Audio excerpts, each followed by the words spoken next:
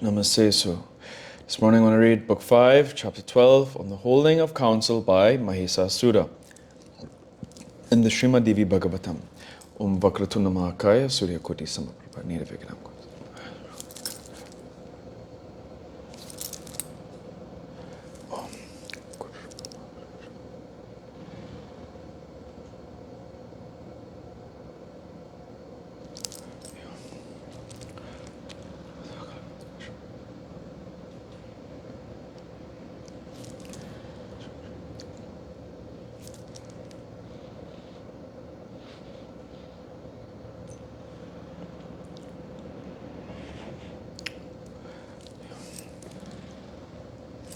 Hari Om Tat Sat.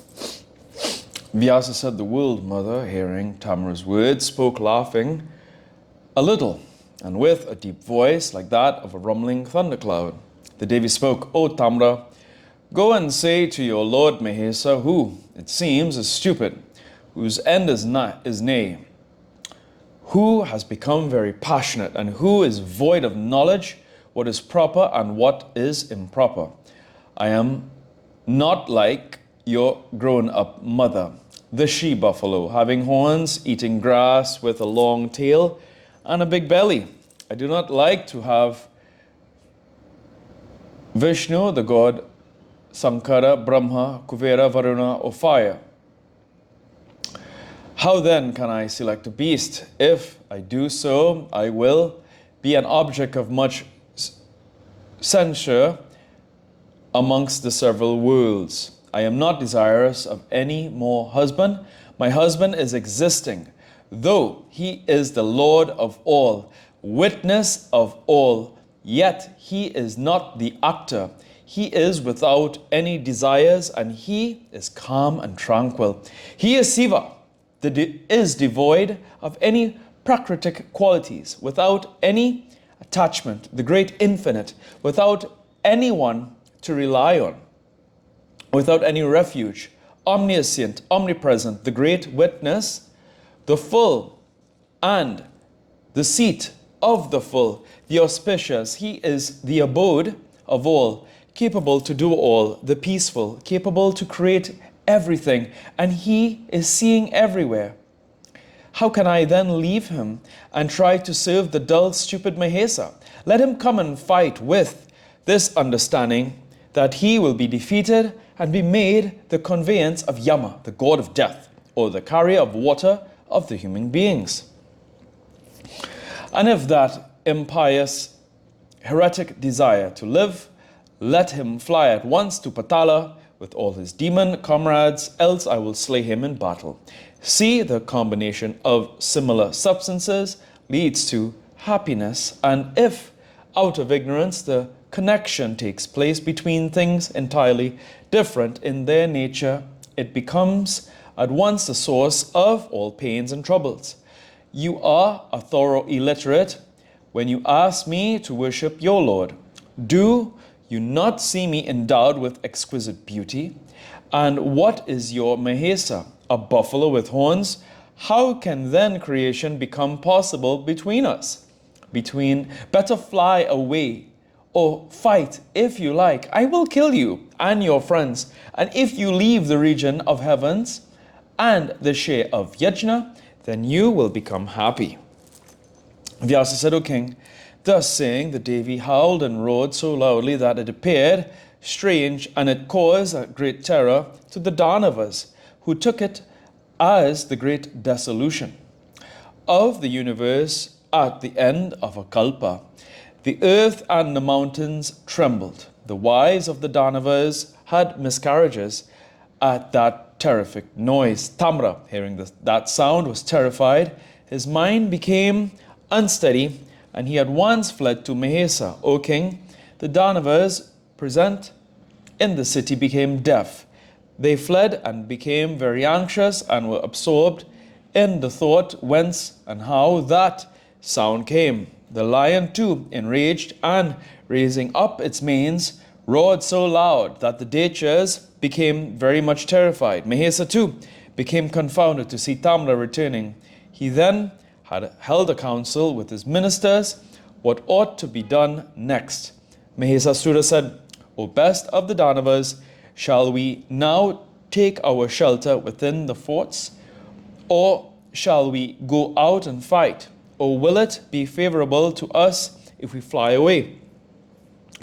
You all are intelligent and versed in all the sastras and unconquerable by your foes. Therefore, ought you all to consult over the matter in utmost privacy for our success at the present moment.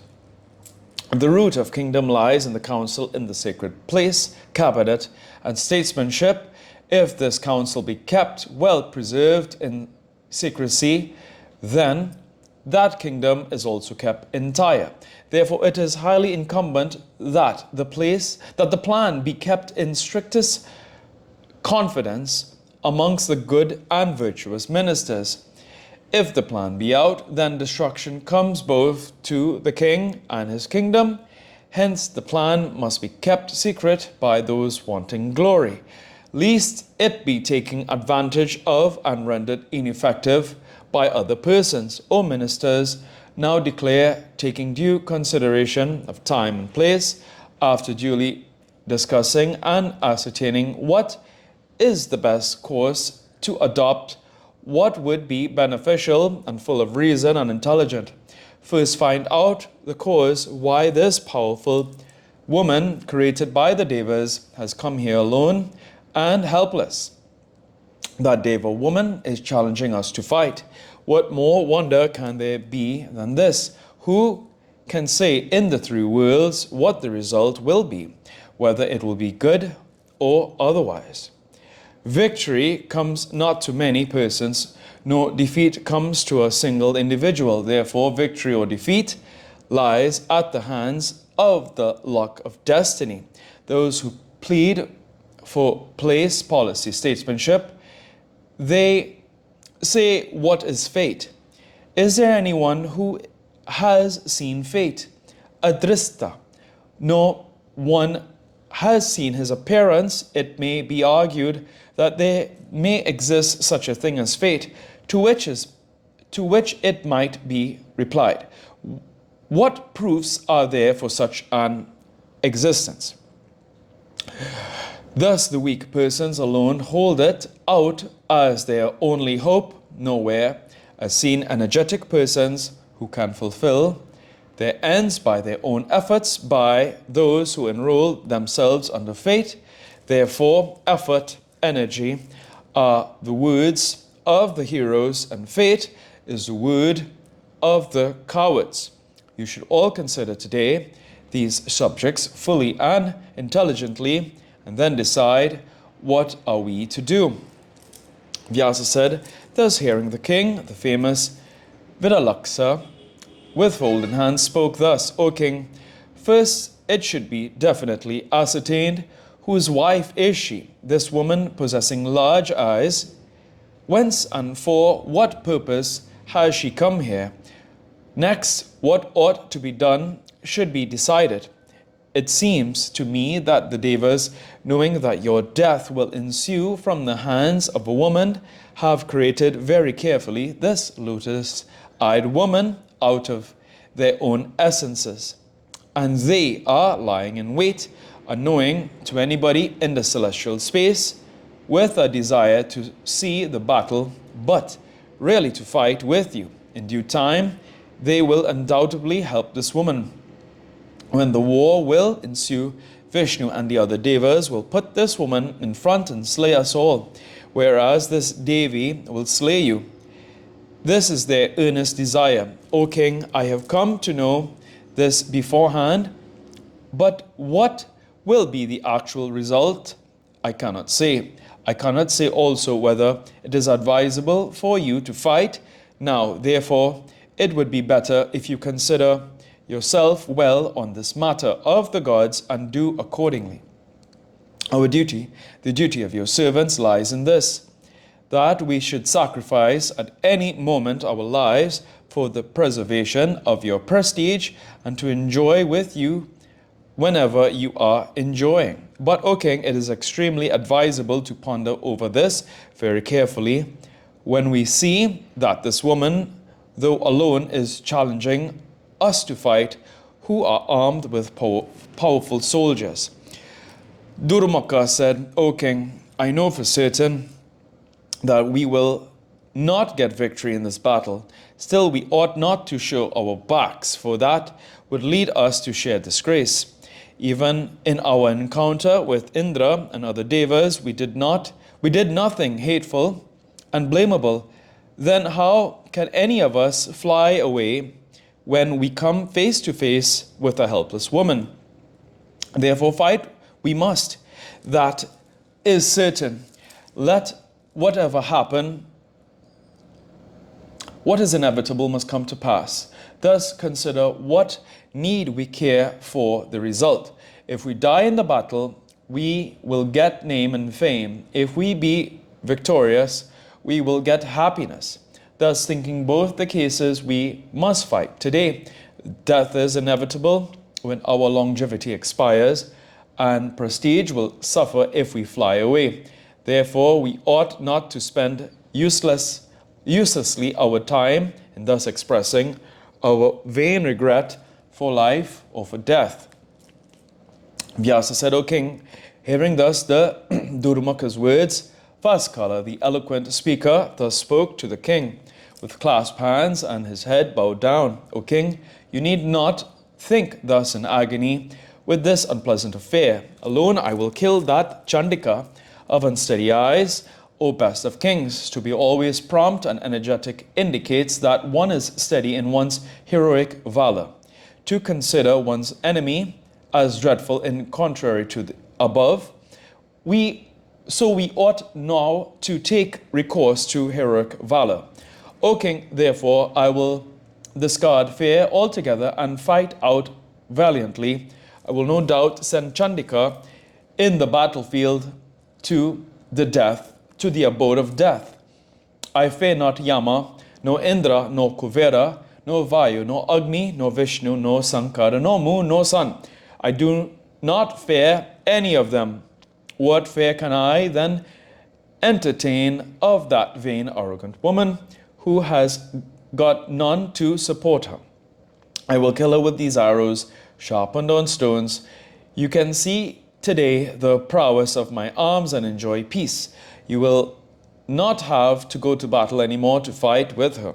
Vyasa said, O king, Vaskala, having said thus to the Lord Mahesa in a haughty spirit, Durdhara bowed down and said thus, O Lord of the earth, let us propose be whatsoever with which the beautiful Devi, with 18 hands, the creation of the gods, may come hither.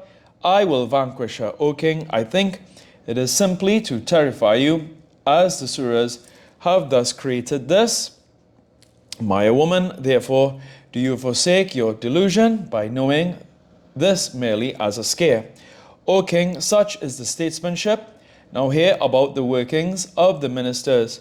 Ministers in this world are of three kinds: Sattvic, Rajasic, and Tamasic. Those ministers in whom the Sattva qualities is predominant, they perform their master's duties according to their own strength. The Sattvic mantris, ministers, are well versed in their mantra sastras, the policies, and statesmanship. Virtuous and one-pointed in their thoughts, they never do any injury to their king, and they fulfill their own purposes. The Rajasic mantris are of different sorts. They are always after their own interests, at times, whenever they like. They do the state duties. The Tamasic mantris always look of their own interests, out of their greedy nature. They serve their ends even by ruining the regal interests. It is the Tamasic mantris that are influenced by the bribes from the enemies, become separate at their hearts from their own masters, and give out the secrets of the enemies while staying in their homes. They always advise alienation policy like the sword ensheathed in a scabbard. And when the time of war comes, They always frighten their masters. Therefore, O king, never put your trust on ministers.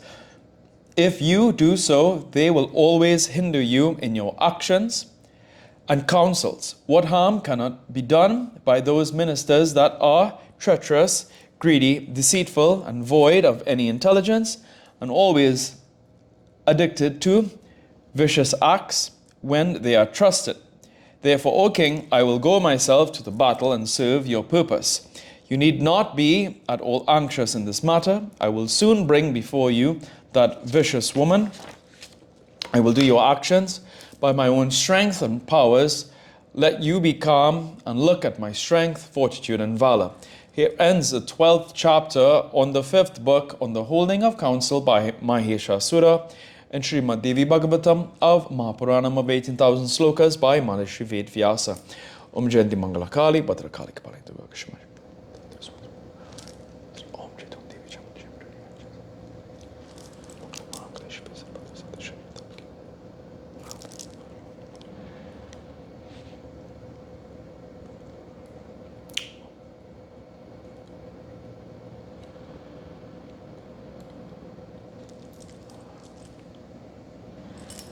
Om Tuya Mata Chavita Tuya Tuya Manda Shatra Sakata.